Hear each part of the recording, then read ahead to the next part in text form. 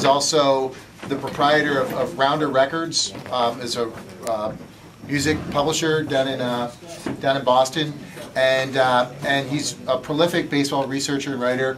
I think this is his 26th book. Is this right? Is that right? I can't remember. But he's written a lot of books on baseball, and almost, how many of them are on the Red Sox? Almost all of them. Almost all of them on the Red Sox. Once. He also kind of likes the Red Sox. And one of the things I've enjoyed doing the most is writing baseball biographies. I'm up over 200 now for a bio project that I've written, inspired originally by the Green Mountain Boys of Summer book. And the whole bio project came out of that book. What this book is about that I want to talk about today, when I started this, I didn't realize it was 100 years ago. I mean, you think it would have clicked a little earlier than it did, but it was just about a couple weeks into it. I said, you know, the 100th anniversary is coming up next year. This is the 1911 spring training tour of the Red Sox. And I came across this book while I was doing completely different research, Red Sox related, but I came across this tour that they'd taken the train all the way to California. Usually they trained in the south, Charlottesville to start with. They had quite a few years at Hot Springs, Arkansas. But this one year they decided to go to Redondo Beach, California, which was kind of bizarre. I mean, this was a long time ago, 100 years. There was no other way to get there except train. It wasn't feasible to go by automobile. There weren't any commercial airplanes. Were the Cubs at Catalina at the same time? The Cubs a little bit later. But the White Sox had done a tour in 1910, which is what gave the Red Sox owner, John I. Taylor, the idea. He was also married to a woman from Northern California, so he had friends out in California. And I think the reasons that he wanted to do it, the White Sox made money on their tour. I think he also wanted to impress his California friends. I've got a baseball team, and here it is. He did make a little bit of money, just some. Whether he impressed his friends or not, I don't know. But it was they ended up playing 63 games, which is a lot of games. The following year, they played 5 in spring training. So, I mean, there was some variety, but that was an awful, I mean, they've never played that many games before or since. And the following year, when they played 5, they won the World Series. Yes, yeah, I know. This year, they ended up in 4th place or 5th place, or I guess it was 5th place. They got worn out, actually, in spring training as part of what happened. And the accommodations, most of the nights they spent on the train because it was almost like a double barnstorming tour. What they did is they started in Boston, and they went up to Chicago because it's 1,000 miles further to create the longest spring training trip ever. They started in Boston and picked up players as they went along the way. Smokey Joe Wood joined them in Kansas. A number of people came in New York, a number of people in Chicago, and they tried to talk Jake Stahl into joining the team. He'd been with the team in 1910. He quit to become a banker in Chicago, and they just couldn't get him back. But they got him back the next year, and he was the manager of the team and did win the World Series. These days, spring training is a big thing, of course. It's big business. Players, you know, back then they had other jobs. Almost every player had to have another job. One of the things, and they didn't have to usually have as much physical work as you might have playing baseball. So they ended up going to places like Hot Springs where they could boil off the extra pounds they'd gathered. These guys, they ended up in California. Unfortunately, they ended up in the wrong part of California because they were right on the coast. They stayed at the Huntington Hotel, which was built by a relative of the same Huntington family that had the Huntington Avenue grounds that the ball club played in Boston, and still have Huntington Avenue today as a fairly significant street in Boston. They brought a lot of people on this tour because they deliberately planned to first start at Redondo Beach. If they played inland an hour or so, they would have had decent weather, but on the coast in February, even in Southern California, there was a lot of ocean breeze. They said it was the wettest winter in the history of California at the time. They've been recording temperatures for 30 years or so at that point. They got all kinds of games got rained out, and a lot of these players got fairly ill from one time or another. One of them even died, possibly from the illness. He it's hard to figure out exactly. But he died about a month into the season. Who was that? Herman Priepke was his name. He never played in the major leagues, but he caught some kind of illness, and he made it through the trip, but then died. And they said they thought that it might have been related to the illness that he had on the course of the trip. These days, I mean, the Red Sox have now sold out over 100 consecutive spring training games, not to mention the 300 some at Fenway Park during the 300. Well, it's like 800 more than It's that. 6 or 7, 700. I can't remember. Like It's getting up there, yeah. I've got a baseball. Yeah, it's over 631, I think is what it is now. Every game since May 15th, 2003 has been sold out at Fenway. But they've sold out 100 spring training games too, and I just read a story the other day about, I think they're sold out for the season already. That's for why the spring ticket training. prices are so low. Yeah, they want to take advantage. And, you know, it was kind of interesting. When the Red Sox won the World Series in 1915, they lowered ticket prices for the following year. It's a Steinbrenner trick. I don't know what they were thinking. But, Counties. and, you know, we have telecasts now. We have huge crowds at baseball games. Some of these games they played to even just a couple hundred people. There were no broadcasts. This was good publicity for the team, but it wasn't anything. It was covered very extensively by the Boston papers. 3 newspapers sent reporters on the trip, and one cartoonist actually went for part of the trip, and it covered the voyage that way. But they went to Redondo Beach, and then they split into 2 squads. One was led by the manager, Patsy Donovan, and the other one was led by the catcher, or primary catcher, Bill Kerrigan, who rather soon became the manager starting in 1915. And they divided, and one group went up to the San Francisco area. They stayed in Oakland, and they played a bunch of games up there, and the other one stayed around Los Angeles. Very soon they moved into the city of Los Angeles so they could get off the coast because the weather was just really so bad. And then they each sort of played games in areas around there. And Hanford, California was one, and then they switched. They sort of did a little barnstorming as they went back the other way, and then they took 2 trips coming back east. It was a northern route and a southern route. The Hanford, California game, there's a guy named Walter Moser, and the Hanford team didn't have anybody that was really good enough. They challenged people in other clubs. Sometimes it was the Chamber of Commerce that would put together a team and so forth. That if they could get somebody that was willing to pay them to come out and play a ball game, they would, even if it meant traveling like 4 hours out and 4 hours back again to play a brief game. In Hanford, they didn't have a guy that was good enough to pitch, so Walter Moser pitched for both teams.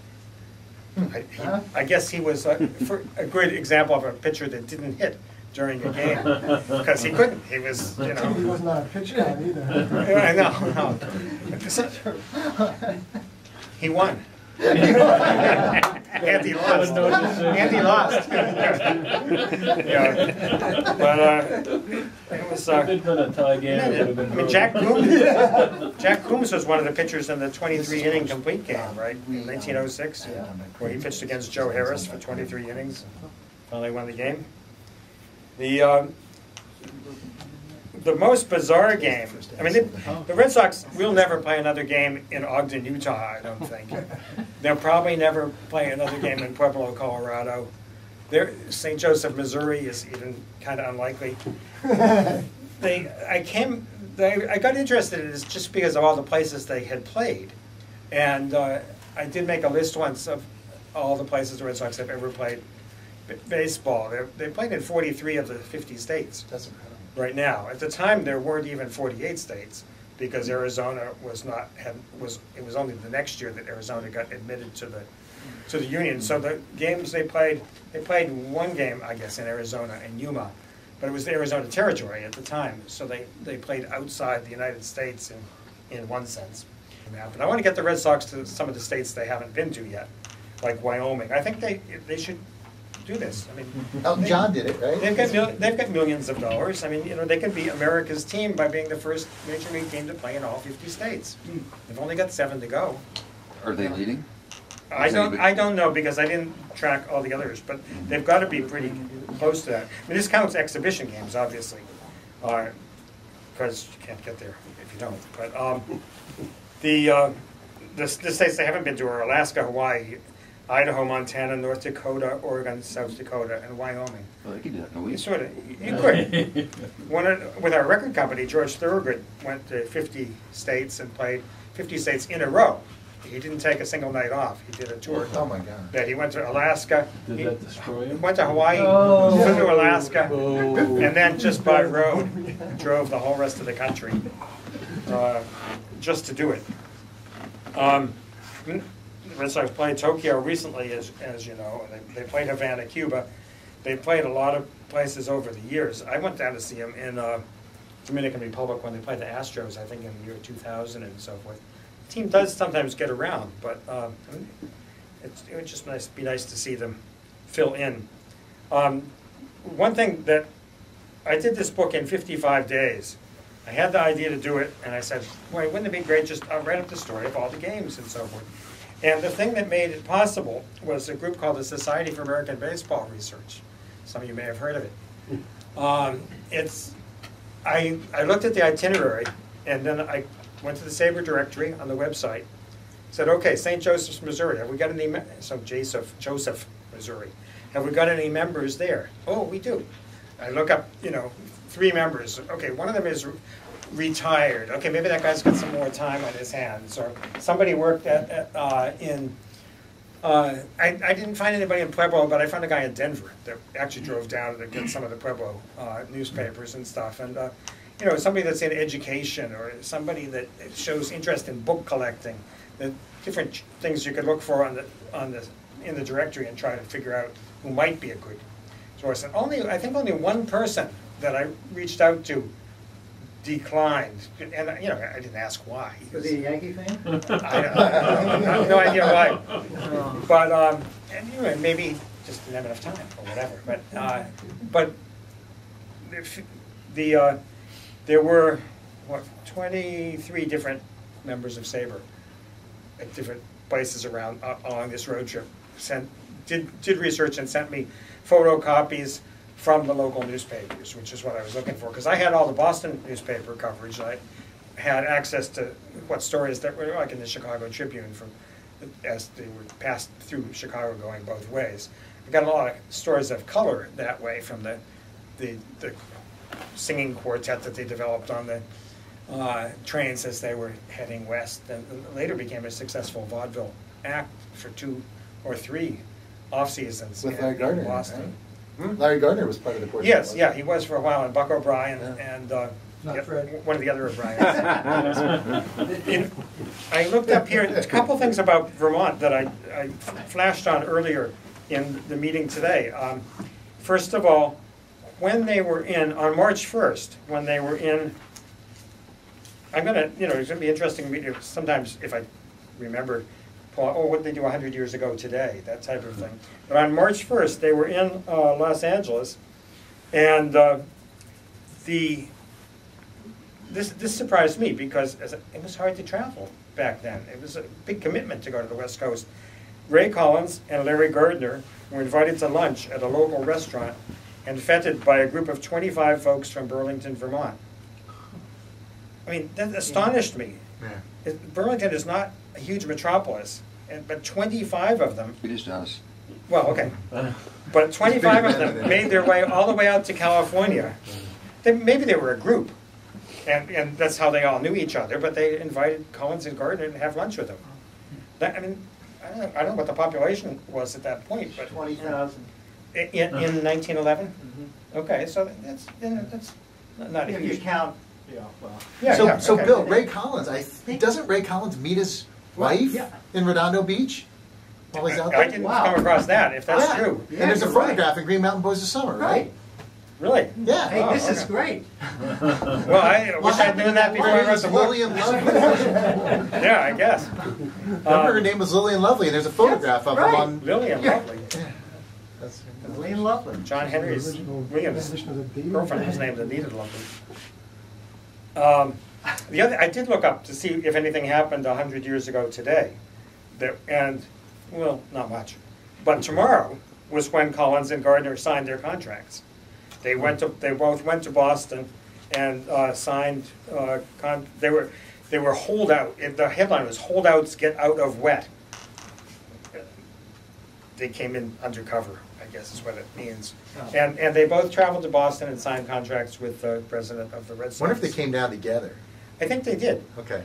Because, you know, there was a little tension between them. It said, well, who knows, but it said they both met with Taylor and came out with, quote, beaming faces and new contracts. And then Taylor said, I don't know why it is, but every time I sign up a player, I'm the sucker. I was an awful sucker in this case. They got what they wanted, and that was the way we compromised. So, he didn't get Jake Stahl, but he got those two. And neither of them got a salary increase, but they declined. He was trying to cut salaries at the time and offered a bonus scheme that if they did so well, you know, you'd make even more money. Sign for less, and then you make even more money if we do well through the bonus system, but they didn't want to do that. The early performance clause. Yeah, but he went and punished them on the front side. So that was that'll be 100 years ago tomorrow. 100 years ago today, literally, is when Taylor made an announcement that Kerrigan wasn't going to come back because of this bonus clause, and so he was going to send out a contract to Jack Kleinow to serve as catcher for the Red Sox. Not exactly big news, but the Collins and Gardner connection being 100 years ago tomorrow was kind of interesting. Yeah. The train got stuck in the snow at one point heading south from Chicago, in some point in Kansas, and for about 2 or 3 hours. And they were bizarre things. They ended up in then about 2 days later it was like really hot when they passed through part of Got Arizona. out of the biggest swimming pool in the world. The plunge Yeah. right near the hotel. It could theoretically accommodate 2,000 people. Saltwater One too, swimming right? pool. Yeah. Yeah, so Came in from the ocean. but they really didn't get much in the way of exercise because that was their main exercise a lot of the time because it was raining outside. And, Yeah. sometimes they go for a run or something like that. But I think they just got tired on the trains because they were traveling so, and even just visiting all these towns that they went to. It got repetitive because each town wanted to show off its town. It got repetitive telling the story. It was even worse for them because they had to live through it. But every town had the Chamber of Commerce that came out, wanted to put them in automobiles, which were all new for everybody, and drive them around the town and show them the town, and then take them to a huge lunch. They put on this big banquet just before they went to play a baseball game. But it was almost the same story every time. Oh, nice town you've got here, Yeah. But then there was one town though where whoever they were giving them crates of oranges as a prize or present, and the girls who packed the crates put their phone numbers in there. Or they put in little love notes. Little love notes. No wonder they didn't do anything. But what happened was that theoretically, according to the story, that most of the guys shipped the oranges home to their wives or girlfriends. But they didn't open the box first. Now, how much of that is really true? I'm sure a few of them did it. Maybe 2 or 3 of them did it. It's one account said they all did it, but all done it. And they had some fun. I mean, there's stories about Trish Speaker sitting out in center field eating an orange during the course of a game.